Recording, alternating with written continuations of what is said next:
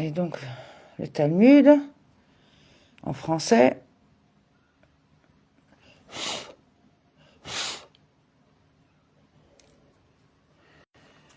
Alors, Daf Shabbat 31a. Qu'ils ont parié entre elles et ont dit, quiconque ira aggraver Hillel au point qu'il le réprimande, prendra 400 sous. L'un d'eux a dit, je vais l'aggraver. Ce jour-là, il choisit de déranger Hillel. C'était la veille de Shabbat et Hillel se lavait les cheveux. Hillel est passé à l'entrée de la maison de Hillel et dit, d'une manière humiliante, qui est Hillel ici? Qui est Hillel ici? Hillel s'enveloppa dans un vêtement digne et sortit pour le saluer. Il lui dit, mon fils, que cherches-tu? Il lui dit, j'ai une question à te poser. Hillel lui dit, demande mon fils, demande. L'homme lui demanda, pourquoi les têtes des Babyloniens sont-elles ovales? Il faisait allusion et tentait d'insulter Hillel, qui était babylonien. Il lui dit, mon fils, tu as posé une question importante. La raison est qu'ils n'ont pas de sages-femmes intelligentes. Ils ne savent pas comment façonner la tête de l'enfant à la naissance. Cet homme est allé et a attendu 1 heure. Un peu de temps est revenu chercher Hillel et a dit, qui est Hillel ici? Qui est Hillel ici? Encore une fois, Hillel s'enveloppa et sortit pour le saluer. Hillel lui dit, mon fils, que cherches-tu? L'homme lui dit, j'ai une question à te poser. Il lui dit, demande mon fils, demande. L'homme a demandé, pourquoi les yeux des habitants de Tadmor sont-ils troubles, Teroutot? Hillel lui dit, mon fils, tu as posé une question importante. La raison en est qu'ils vivent parmi les sables et que le sable entre dans leurs yeux. Encore une fois, l'homme partit, attendit 1 heure, revint et dit, qui est ici Hillel? Qui est ici Hillel? Encore une fois, lui, Hillel, s'enveloppa et sortit pour le saluer. Il lui dit, mon fils, que cherches-tu? Il lui dit, j'ai une question à poser. Il lui dit, demande mon fils, demande. L'homme a demandé, pourquoi les Africains ont-ils les pieds larges? Hillel lui dit, vous avez posé une question importante. La raison en est qu'ils vivent dans des marais et que leurs pieds sont élargis pour leur permettre de marcher dans ces zones marécageuses.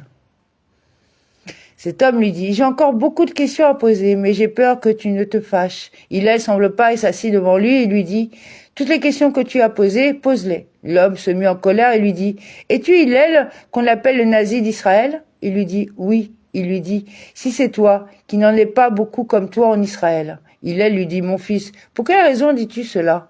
L'homme lui dit, parce que j'ai perdu 400 sous à cause de toi. Hillel lui dit, sois vigilant envers ton esprit et évite des situations de ce genre. Hillel est digne de vous faire perdre 400 sous et 400 sous supplémentaires à cause de lui. Et Hillel ne s'énervera pas.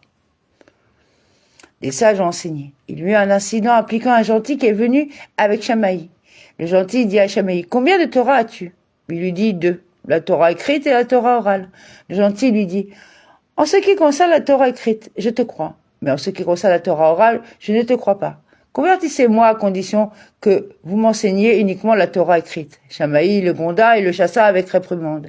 Le même gentil se présenta devant Hillel, qui le convertit et commença à lui enseigner la Torah. Le premier jour, il lui montra la lettre de Aleph, de l'alphabet. Il lui dit « Aleph Bet, Gimel Dalet ». Le lendemain, il inverse l'ordre des lettres et lui dit qu'un Aleph est un Tav, et ainsi de suite.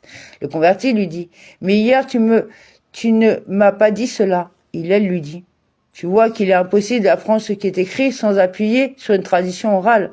Tu ne comptais pas sur moi ? Par conséquent, vous devez également vous fier à moi, en ce qui concerne la Torah orale et accepter les interprétations qu'elle contient. » Il y eut un autre incident impliquant un gentil qui s'est présenté devant Shamaï et il lui dit « Convertissez-moi à condition que tu m'enseignes toute la Torah pendant que je me tiens sur un pied. » Shamaï le repoussa avec la coudée du constructeur à la main. Il s'agissait d'un critère de mesure courant et Shamaï était un constructeur de métier. Le même gentil est venu avec Hillel. Il le convertit et lui dit « Ce qui t'est odieux, ne le fais pas à autrui. C'est toute la Torah. Et le reste est son interprétation. Allez étudier. » Il y eut un autre incident impliquant un gentil qui passait derrière la salle d'études et il a entendu la voix d'un professeur qui enseignait la Torah à ses étudiants et disait le verset. Et voici les vêtements qu'ils feront. Un pectoral et un éphod, et une robe et une tunique à carreaux, une mitre et une ceinture. Exode 28:4. Le gentil dit, ces vêtements, à qui sont-ils destinés? Les étudiants lui dirent, pour le grand prêtre. Le gentil se dit, j'irai me convertir pour qu'on m'installe comme grand prêtre. Se présenta devant Shamaï, il lui dit, convertis-moi à condition que tu m'installes comme grand prêtre. Shamaï le poussa avec la coudée du constructeur à la main. Il est venu avant Hillel, il l'a converti. Hillel lui dit au converti, n'est-il pas dans l'ordre du monde que seul celui qui connaît les protocoles, c'est de la royauté, soit nommé roi?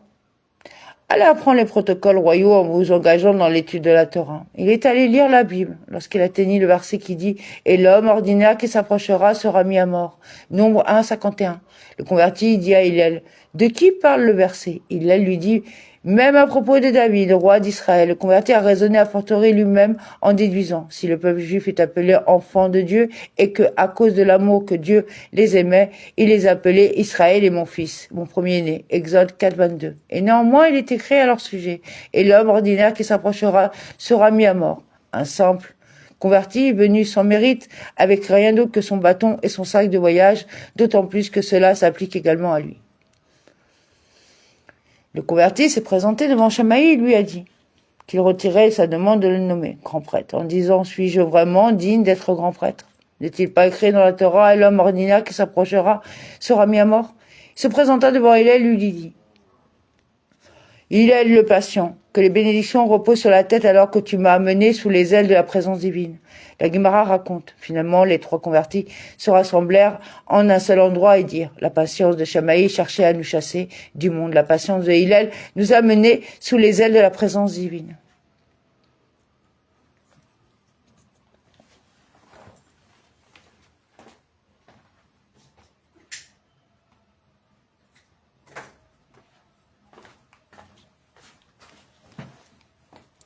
La Guémara continue de discuter de la conduite des sages, tant que Resh Lakish a dit « Quelle est la signification de ce qui est écrit ? Et la foi de votre temps sera une force de salut, de sagesse et de connaissance, la crainte du Seigneur et son trésor. » Ésaïe 33, 6.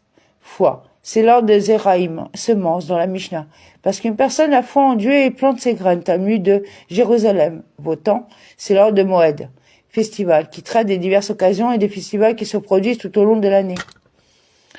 Force, c'est l'ordre de Nachim, les femmes. Salutation, tel est l'ordre des Nézékines. Dommage intéresse, car celui-ci, qui est poursuivi, est sauvé des mains de son poursuivant. Sagesse, c'est l'ordre de Kodashim, les objets consacrés. La connaissance, c'est l'ordre de Teraot, la pureté, qui est particulièrement difficile à maîtriser. Et même si personne étudie et maîtrise tout cela, la crainte du Seigneur est son trésor. Elle est prééminente. À propos du même verset, Rava a dit « Après avoir quitté ce monde, lorsqu'une personne est jugée pour la vie qu'elle a vécue dans ce monde, on lui dit dans l'ordre de ce verset, avez-vous mené vos affaires fidèlement? Avez-vous fixé des heures pour l'étude de la Torah? Avez-vous pratiqué la procréation? Avez-vous attendu le salut? Vous êtes-vous engagé dans la dialectique de la sagesse ou avez-vous compris une matière par une autre? Et néanmoins, au-delà de tout cela, si la crainte du Seigneur est son trésor, oui, il en est digne, et sinon non, aucune de ses réalisations n'a de valeur. Il y a une parabole qui illustre cela. Une personne qui a dit à son émissaire apportez une couronne de blé au grenier pour que l'émissaire, y avez-vous mélangé pour moi un câble de Hampton, un conservateur pour éloigner les vers? Il lui dit non. Il lui dit si c'était le cas, il aurait été préférable que vous n'en parliez pas. À quoi sert le blé affesté de verre? De même, la Torah, les mitzvot, sans la crainte de Dieu, n'ont aucune valeur. Dans le même ordre d'idées, la Guémara cite une halara qui a été enseignée à l'école du rabbin Ishmaël, une personne qui vend du blé peut ab initio mélanger un câble de Hampton dans un corps de céréales, n'a pas à s'inquiéter du fait qu'en vendant le tout au prix du grain, il sera capable de vol car le câble de Hampton est indispensable à la conservation du blé. Rabba bar Ravuna a dit, toute personne qui a la Torah en elle, mais qui n'a pas d'Ab 31b, la crainte du ciel est comme un trésorier, Gizbar, à qui ils ont donné les clés des portes intérieures du trésor, mais ils n'ont pas donné les clés de la porte extérieure.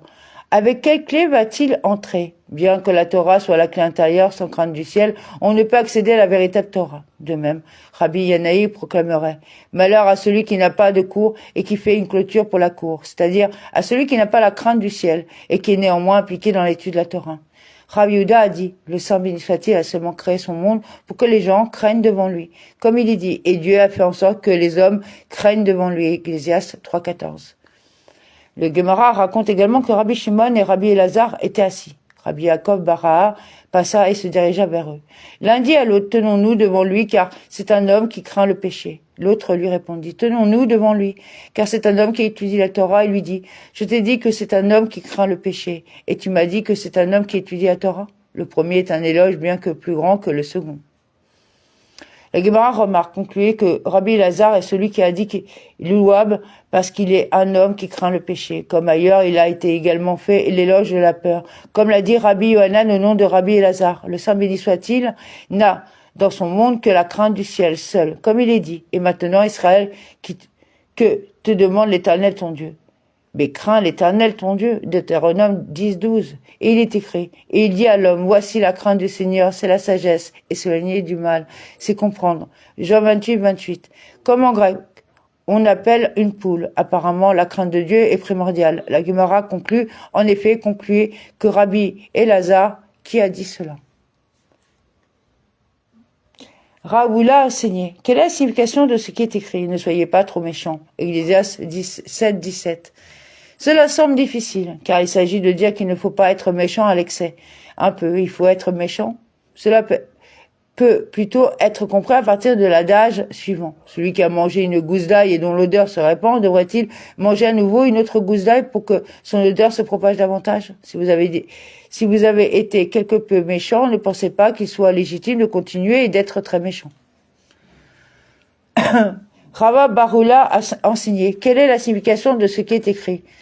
Car il n'y a pas de douleur, rat, subot, à leur mort, et leur corps est sain. Psaume 73-4, le Saint béni soit-il a dit, ne suffit-il pas aux méchants qui ne soient pas anxieux, arèdes ou tristes? Azubot est un acronyme de Ared et Azub en prévision du jour de leur mort, mais aussi leur cœur est pour eux aussi inflexible que l'entrée d'une salle est large. Et ils n'y consacrent aucune pensée, c'est ce que dit Rabbah. Quel est le sens de ce qui est écrit? Telle est la voix des insensés et de ceux qui, après eux, parlent d'un ton approbateur. C'est là. Psaume 49-14. Cela signifie que les méchants savent que leur chemin mène à la mort éternelle, mais qu'ils ont de la graisse dans les reins qui empêche cette prise de conscience d'entrer dans leur cœur, de peur que vous nous disiez qu'ils l'ont simplement oublié. C'est pourquoi le verset déclare, et parmi ceux qui après eux parleront avec approbation, c'est là, Psaume 49-14. Ils sont conscients de leur sort et en parlent, mais cela ne les concerne pas. Nous avons appris dans la Mishnah que si quelqu'un éteint une flamme le Shabbat parce qu'il cherche à épargner la lampe, l'huile ou la mèche, il est responsable. Mais Rabbi Yosei exempte tous les cas, sauf dans le cas où il a éteint la flamme pour épargner la mèche. La Gemara demande à propos du Rabbi Yosei, selon quelle opinion adhère-t-il à l'égard du travail interdit effectué le jour du Shabbat, pas pour le plaisir en soi? S'il s'agit de l'opinion de Rabbi Yehuda qui estime que l'on est responsable d'un travail interdit effectué pendant Shabbat et non pour le plaisir en soi. Alors même, dans tous ces cas, il devrait également le considérer comme responsable. Et s'il partage l'opinion de Rabbi Shimon, on estime que l'on est exempté pour un travail interdit effectué que l'on est pendant Shabbat et non pour le plaisir en soi, alors même dans le cas d'une mèche. Il devrait également le considérer exempté. Ula a dit, en fait, Rabbi Yosei soutient l'opinion de Rabbi Yehuda. Cependant, le Rabbi Yosei estime que pour toute action destructrice, s'il démonte pour reconstruire au même endroit, alors cela est considéré comme un démantèlement et il est responsable d'avoir effectué un travail interdit le jour du Shabbat. Cependant, celui qui démolit pour construire ailleurs n'est pas considéré comme exécutant les travaux interdits de démantèlement. Il a simplement commis un acte destructeur et n'est pas responsable. Quand on éteint la flamme pour économiser la lampe ou l'huile, on ne le fait pas pour le rallumer. Lorsqu'il le fait pour épargner la mèche, indique qu'il compte rallumer la mèche. Rabbah lui dit, ce raisonnement n'est pas plausible. Après tout, tous les travaux interdits le Shabbat, nous les tirons des travaux effectués dans le tabernacle, et là, il s'agissait de démonter pour construire ailleurs. Il démonterait le tabernacle et le reconstruirait au prochain campement. Ula dit à Rabbah, ce n'est pas une preuve, car là, dans le cas du tabernacle, c'est différent, puisqu'il est écrit sur l'ordre du Seigneur, ils campèrent, Nombre 9-23. L'heure et le lien de leur voyage et de leur campement n'étaient pas déterminés par eux, mais plutôt par la parole de Dieu. Par conséquent, lorsqu'ils démontèrent le tabernacle, cela revenait à le démolir pour construire au même endroit, puisque la démolition et la construction ont tous deux été accomplies sur l'ordre de Dieu. Il n'y a jamais eu de cas de destruction sans but constructif.